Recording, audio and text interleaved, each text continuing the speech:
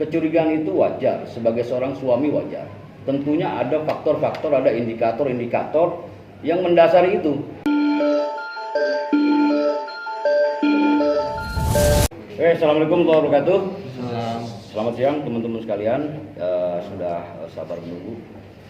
Sengaja pada hari ini kita perkenalkan dulu, nama saya Irfan Arifian, kuasa hukum dari Kang Cecep Ajat Sudrajat, yang notabene adalah suaminya Jen Salimar.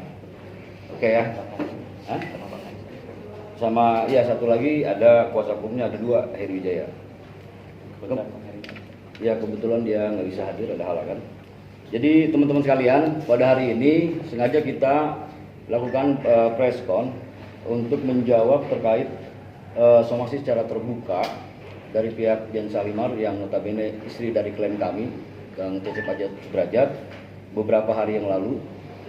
Jadi pertama, kami jelas akan akui dalil-dalil yang secara tegas memang benar. Tapi juga kami menyangkal juga secara tegas yang memang tidak ada kebenaran. Itu yang pertama.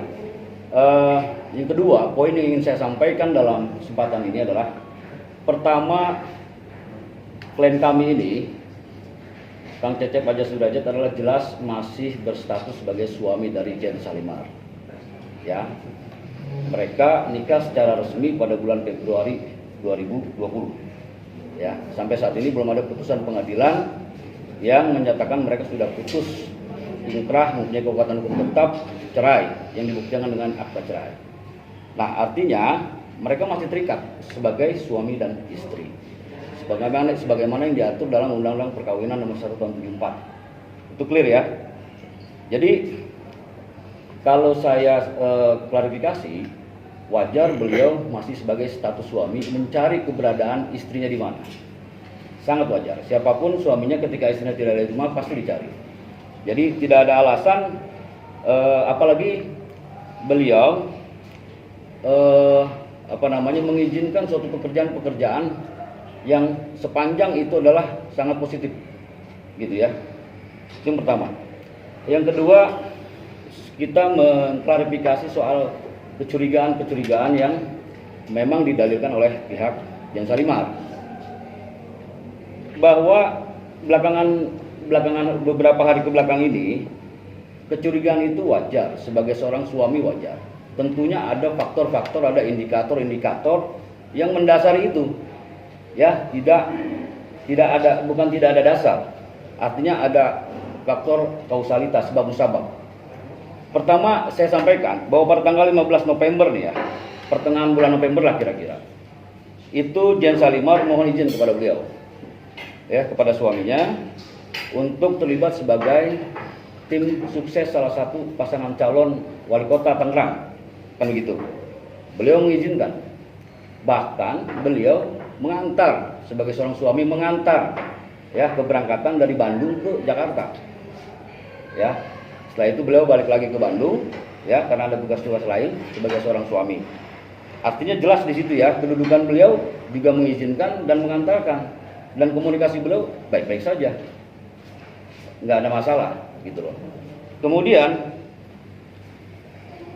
Jen Salimar pada saat sudah terlibat sebagai tim pemenangan, tim sukses dalam pilkada di kota Tangerang, beliau diberikan fasilitas mobil, ya, jeep, sebagai operasional kendaraan pemenangan, dan itu diberitahu oleh Jen Salimar kepada suaminya.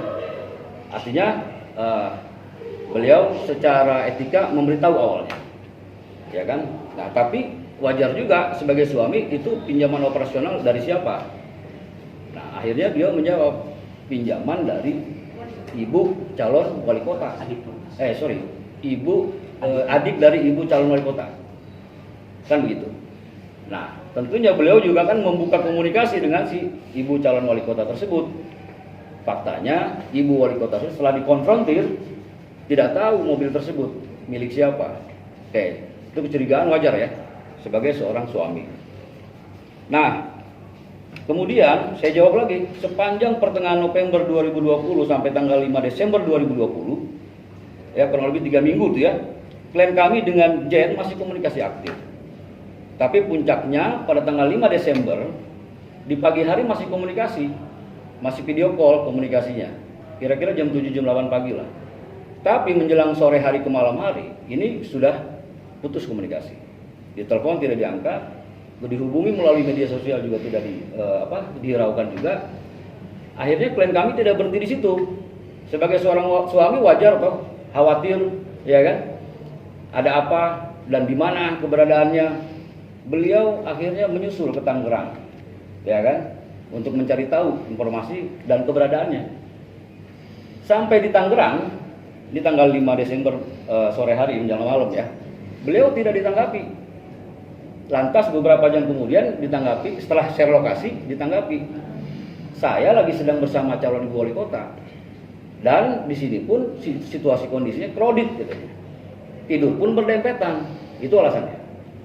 Akhirnya kan dengan tidak puas sebagai seorang suami, ya sudah, mau apa lagi, pulang ya ke Bandung lagi besoknya. Tapi faktanya kita mendapati beliau tidak tidur di rumah si ibu calon wali kota gitu loh. Ini kan tanda tanya besar, betul.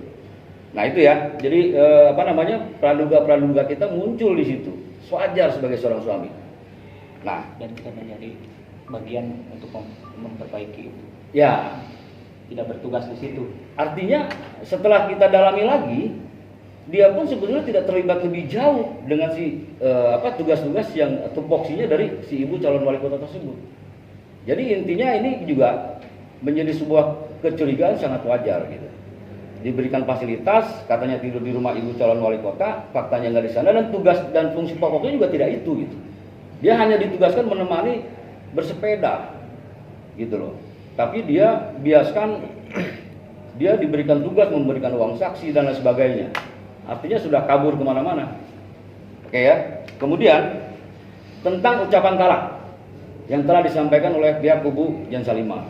Begini teman-teman, klien kami ini memang di bulan kurun waktu ya, bulan Juli sampai bulan November, terakhir November, beliau sudah sampai, kita akui bersama-sama bahwa beliau, dalam cerita beliau, telah 3 kali mengucapkan talak.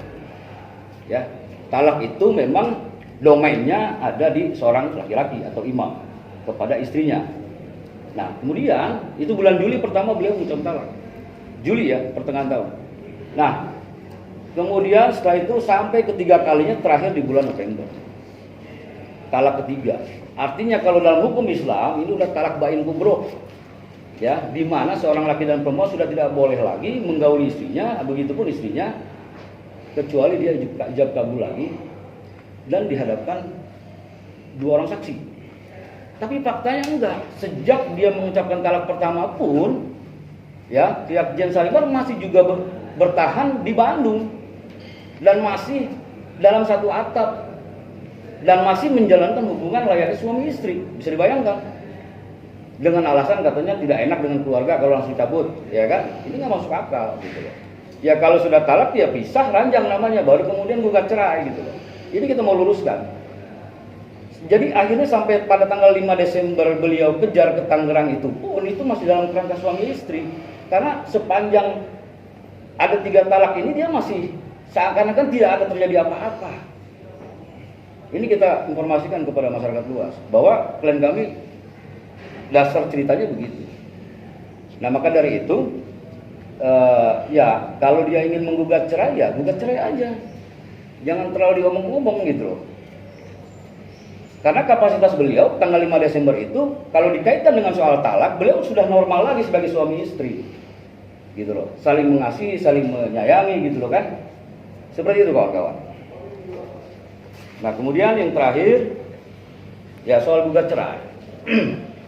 Beliau memasukkan gugatan cerai, itu hak, ya kan, hak semua warga negara, suami istri. Kalau suami mengikrar talak, kalau istri menggugat cerai, ya silakan aja, nggak perlu diomong-omong lah kalau menggugat cerai, ya kan, hukum kan normatif aja begitu, ya kan. Jadi yang kami ingin sampaikan adalah proses pembelajaran. Kalau semua kita di Indonesia ini sudah menganut adat ketimuran, dalam hal ini kita berpijak pada dasar Undang-Undang Nomor 1 Tahun 74. Bahwa perkawinan adalah ikatan suami istri lahir batin, ya kan, untuk menuju kekal dan bahagia, ini tercederai gitu. Masa istri mensomasi suami? Coba bayangkan, kalau kita sebagai para suami disomasi istri gimana ceritanya?